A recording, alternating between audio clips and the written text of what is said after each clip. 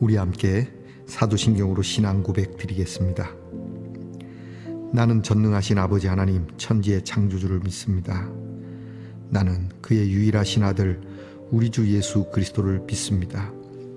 그는 성령으로 잉태되어 동정녀 마리아에게서 나시고 본디오 빌라도에게 고난을 받아 십자가에 못 박혀 죽으시고 장사된 지 사흘 만에 죽은 자 가운데서 다시 살아나셨으며 하늘에 오르시어 전능하신 아버지 하나님 우편에 앉아 계시다가 거기로부터 살아있는 자와 죽은 자를 심판하러 오십니다. 나는 성령을 믿으며 거룩한 공교회와 성도의 교제와 죄를 용서받는 것과 몸의 부활과 영생을 믿습니다. 아멘. 오늘 우리가 함께 부를 찬송은 찬송가 543장입니다. 어려운 일 당할 때 찬송가 543장을 부르십시다.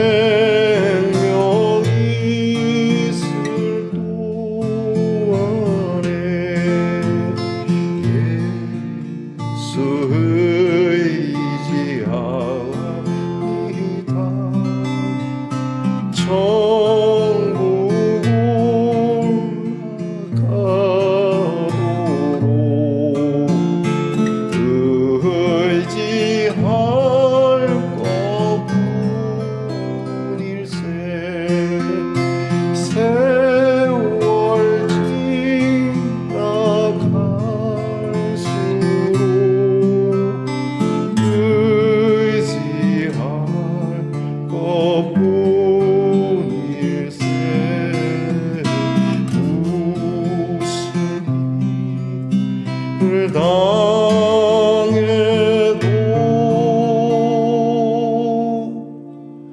예수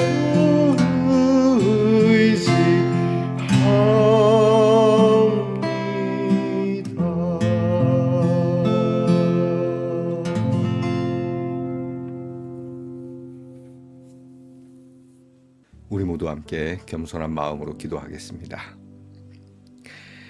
하나님, 한 주 주께서 인도해 주시고 또 이 한 주의 마지막 날 주일을 바라보며 여전히 주님의 말씀 앞에 엎드리게 하시니 감사합니다. 예수 믿는 사람 강하고 담대하게 그렇게 살아가는 사람도 있고 또 멋지게 살아가는 사람도 있습니다. 그러나 저는 연약합니다. 그래서 주님을 의지합니다. 어떤 사람은 참 우직하고 충직하나 저는 예수님을 배반한 것처럼 그런 베드로처럼 연약함이 있습니다. 믿음이 강해야 함도 알지만 믿음이 적을 때도 많습니다. 그래서 오늘도 주님을 의지할 수밖에 없습니다. 의지하며 더 의지합니다. 바라옵기는 이런 나약한 저희를 버리지 아니하시고 주의 오른손으로 붙들어 주시기를 오늘도 노래합니다. 하나님, 이런 저희들을 미워하지 않고 또 꾸짖지 않고 오히려 우리에게 밝은 노래를 더 주시고 우리에게 능력의 기도를 더 주시고 그래, 위태할 때 내가 너를 도와줄게 라는 이 말씀을 들려주시니 감사합니다. 큰 일이 아니더라도 작은 일이더라도 무슨 일을 당하더라도 주님을 늘 의지하는 이것이 저에게는 참 값진 일이고 저에게는 이것이 재산입니다. 하나님, 오늘도 저와 함께 이런 고백을 하는 우리 말씀의 동산 성도들에게 하나님께서 이루어 주시고 친히 인도하셔서 거룩한 동산에 있도록 은혜 내려 주시옵소서. 오늘도 육신의 연약함 때문에 주님께 나아지기를 고백하는 성도들이 있습니다. 하나님, 치료해 주시옵소서. 치료하시고서 내가 너를 치료했다고 주님 말씀을 주시고 믿음을 갖게 하옵소서. 우리의 자녀들을 위하여 늘 기도합니다. 공부하는 일이 쉬운 일이겠습니까? 주님을 의지하여 공부하는 법을 가르쳐 주시고 군무로 수고하는 자녀들 참 어렵고 힘든 훈련이지만 주님을 의지하며 훈련을 잘 견뎌내게 하시고 직장에서 애쓰는 자녀들 돈 한 푼 버는 것이 쉽겠습니까? 주님을 의지하여 일하게 하시고 멀리 해와 객지에 자유롭게 나가 있다 할지라도 하나님을 의지하는 법을 배우는 것이 결코 창피하거나 수치스럽거나 흔히 하는 말로 쪽팔리는 일이 아님을 알게 하옵소서. 하나님, 내일 거룩한 주일을 바라봅니다. 그리고 오늘의 말씀으로 힘을 얻습니다.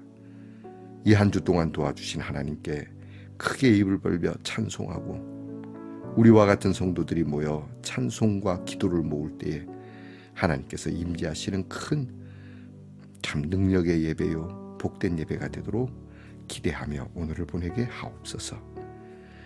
오늘도 주실 말씀을 순종함으로 받게 하시고 겸손함으로 이 말씀을 수용하게 하옵소서. 예수님 이름으로 기도하옵나이다. 아멘.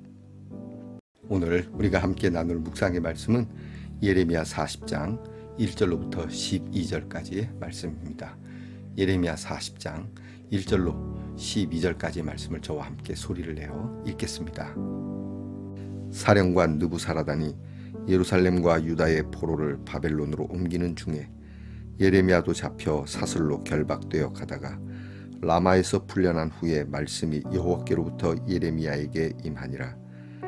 사령관이 예레미야를 불러다가 이르되 내 하나님 여호와께서 이곳에 이 재난을 선포하시더니 여호와께서 그가 말씀하신 대로 행하셨으니 이는 너희가 여호와께 범죄하고 그의 목소리에 순종하지 아니하였으므로 이제 이루어졌도다.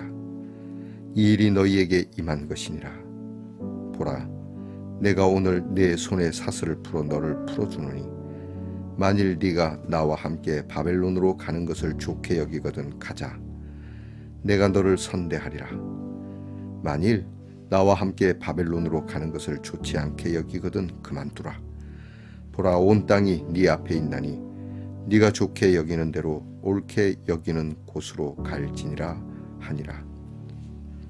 예레미야가 아직 돌이키기 전에 그가 다시 이르되, 너는 바벨론의 왕이 유다 성읍들을 맞도록 세운 사반의 손자 아히감의 아들 그다랴에게로 돌아가서 그와 함께 백성 가운데 살거나 내가 옳게 여기는 곳으로 가거나 할지니라 하고, 그 사령관이 그에게 양식과 선물을 주어 보내매 예레미야가 미스바로 가서 아히감의 아들 그다랴에게로 나아가서 그 땅에 남아있는 백성 가운데서 그와 함께 사니라. 들에 있는 모든 지휘관과 그 부하들이 바벨론의 왕이 아히감의 아들 그다랴에게 그 땅을 맡기고 남녀와 유아와 바벨론으로 잡혀가지 아니한 빈민을 그에게 위임하였다 함을 듣고, 그들 곧 느다냐의 아들 이스마엘과 가레아의 두 아들 요하난과 요나단과 단후메스의 아들 스라야와 느도바 사람 에베의 아들들과 마아가 사람의 아들 여사냐와 그들의 사람들이 미스바로 가서 그다랴에게 이르니, 사반의 손자 아히감의 아들 그다랴가 그들과 그들의 사람들에게 맹세하여 이르되, 너희는 갈대아 사람을 섬기기를 두려워하지 말고 이 땅에 살면서 바벨론의 왕을 섬기라. 그리하면 너희에게 유익하리라. 보라, 나는 미스바에 살면서 우리에게로 오는 갈대아 사람을 섬기리니 너희는 포도주와 여름 과일과 기름을 모아 그릇에 저장하고 너희가 얻은 성읍들에 살라 하니라. 모압과 암몬 자손 중과 에돔과 모든 지방에 있는 유다 사람도 바벨론의 왕이 유다의 사람을 남겨둔 것과 사반의 손자 아히감의 아들 그다랴를 그들을 위하여 세웠다 함을 듣고, 그 모든 유다 사람이 쫓겨났던 각 처에서 돌아와 유다 땅 미스바에 사는 그다랴에게 이르러 포도주와 여름 과일을 심히 많이 모으니라. 아멘. 말씀의 동산 성도 여러분, 지난밤 편안히 잘 주무셨습니까? 주님의 이름으로 문안드립니다. 자, 어느덧 한 주의 마지막 날입니다. 한 주 동안 살아오신 여러분을 칭찬하는 시간입니다. 여러분이 손을 가슴에 얹고 하나님께서 칭찬해 주시듯 그렇게 저와 함께 따라해 보겠습니다. 수고했다, 고생했다, 한 주 살아오느라고 애마 있었다, 축복한다. 칭찬하기가 좀 부끄러운 내용도 있겠지만요, 그래도 하나님은 여전히 우리를 응원하십니다. 왜냐하면 하나님은 사랑이시기 때문이죠. 너무 스스로를 그렇게 너무 침울한 속에 여러분을 몰아넣지 마시기 바랍니다. 하나님의 사랑은 그 가운데로 여러분을 몰아가실 수 있기를 축복합니다. 자, 여러분 오늘 어떻습니까? 네, 좋습니다. 이 사랑하네. 오늘은 제가 예수님의 십자가를 담아봅니다. 괜찮나요? 여러분, 예수님의 사랑, 이 사랑이 오늘도 여러분을 축복하고 여러분을 인도하고 여러분을 격려하고 여러분에게 소망을 주십니다. 오늘은 어떻습니까? 좋습니다. 예레미야 91번째 시간입니다. 여러분에게 양해 드리는 것은 오늘 말씀 중에 음성은 나가지만 영상이 약간 멈출 수가 있겠습니다. 여러분 송구하고요. 너무 당황하지 마시기 바랍니다. 그러면 말씀을 전하겠습니다. 이제 예루살렘이 다 망하고 1년 6개월 동안의 처절한 전쟁 속에 얼마나 많은 것들이 끔찍했을까. 사람들은 이리저리 도망가고 왕도 도망가다 잡혀서 그렇게 처참한 모습으로 끌려가고요. 아비규환이 따로 없었을 겁니다. 자, 이런 상황 속에 예레미야도 포박당해서 끌려갑니다. 우리가 지난번에 본 말씀에는 그 바벨론 왕이 예레미야에게 선대하라 그랬는데 오늘 끌려가고 있습니다. 근데 끌려가다가 예레미야에게 하나님의 말씀이 임했다. 하나님의 말씀이 어떻게 임했나? 바벨론의 사령관이었던 느부사라단이라고 하는 이 사람을 통해서 하나님의 말씀이 들려집니다. 그 말씀은 느부사라단이 놀라운 이야기를 하죠. 자, 오늘 우리가 이 이스라엘을 쳐들어와서 예루살렘을 점령하고 이런 처참한 일을 한 것은 우리 바벨론이 힘이 있어서가 아니다. 이것은 하나님의 말씀이었다. 자, 이것이 이스라엘 사람들이나 선지자들이나 또는 믿음이 없어도 그런 하나님을 그래도 알고 있는 사람에게서 이런 말이 나와야 되는데요. 느닷없이 이 나라를 침공했던 적군의 사령관에서 이런 하나님의 말씀이 나온다는 것은 저도 좀 많이 당황스럽습니다. 느부사라단이 하나님을 믿었을까 이런 의심도 들고요. 또 하나는 그럼에도 불구하고 이 느부사라단이 의외로 예레미야가 모르지만 하나님의 말씀을 좀 알거나 믿고 있지 않았을까라는 그런 생각을 해보게 됩니다. 적어도 예레미야에게 이런 얘기를 했다는 걸 보면 느부사라단이 예레미야도 잘 알고 있다고 하는 얘기죠. 뭐 성경은 이런 거에 대해서 상세하게 기술은 하지 않지만 어쨌든 매우 놀라운 일입니다. 자, 침략을 했던 바벨론의 사령관 느부사라단이 오늘 성경에 보니까 너희의 하나님 여호와께서 이곳에 재난을 선포하시더니 이렇게 하나님의 말씀대로 되었고 하나님의 말씀대로 다 이루어진 것이다. 그래서 무당처럼 이렇게 뭐 신기가 해갖고 우리가 흔히 뭐 울림 마이크처럼 봐라 하나님이 했다 이렇게는 말하지는 않았을 겁니다. 어쨌든 굉장히 놀라운 일입니다. 그리고 이 느부사라단이 자 하나님께서 이루신 일인데 나는 너를 풀어줄 거야. 내가 너를 풀어줄 건데 나와 함께 바벨론으로 갈래? 남아있을래? 어디에 있든지 네 마음대로 해라. 놀라운 제안이죠. 나와 함께 바벨론으로 가면 내가 너를 잘 보살펴 줄게. 이 예레미야에 대해서 무엇을 본 걸까요? 그리고 또 안 가면 죽일래라고 하는 협박을 하지 않습니다. 안 가도 좋아. 네가 좋다고 생각하는, 네가 옳다고 생각하는 곳으로 가라. 이렇게까지 제안을 합니다. 그러면서 문득 맞아. 우리 황제께서 여기에 다스릴 총독, 그다랴라고 하는 총독을 두는데 그 총독이 사람이 참 좋아. 이 총독이 지금 남아있는 사람들을 이제 황제가 맡겼는데 그 사람이 남아있는 사람들을 잘 다스릴 수 있을지도 모르는데 네가 글리 갔으면 좋겠다라는 제안을 합니다. 그리고 예레미야는 그 마지막 제안을 따라가죠. 하나님의 말씀으로 예레미야는 이걸 받습니다. 어떻게 보면 느부사라단이 자기가 들은 것과 자기가 깨달은 것을 얘기했을 수도 있을 겁니다. 그런데 예레미야는 오늘 40장 1절 서두에 하나님의 말씀이 임한 것으로 봤습니다. 예레미야는 지금 이제 나라가 망한 상황에 바벨론으로 가는 것이 좋을 수도 있고요. 또 자기가 좋은 곳으로 또 이렇게 가서 세월을 하나며 살 수도 있을 겁니다. 그런데 이렇게 하나님의 말씀이 그다랴 총독과 함께 그곳에 남아서 할 일이 있다라고 그의 사명을 받는 내용이죠. 그리고 이런 일에 있어서 이제 예레미야는 그다랴와 함께 나라의 재건을 위하여 이제 힘쓰게 됩니다. 오늘 성경에 보니까 많은 이제 경제적인 문제, 당장은 이 전쟁이 났던 이 뭐 1년 6개월 동안 초토화됐으니까 먹고 사는 것, 또 여러 무너진 것들을 재건하는 일이 되게 중요했겠죠. 오늘 성경 보니까 마지막 말씀이 먹을 수 있는 여름 과일들을 많이 모았다. 뭐 이렇게 포도주도 많이 모았다. 그러니까 경제가 살아나는 모습이 됩니다. 그게 오늘 성경에 나타난 말씀인데요.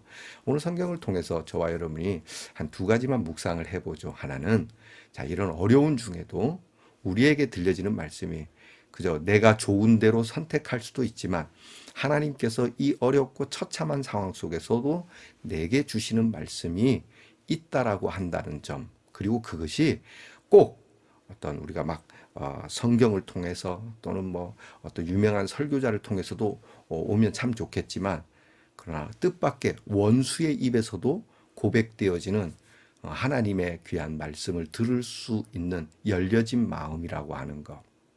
이게 참 되게 어려운 일이겠지만 군급하지 않으면 가능하리라고 봅니다.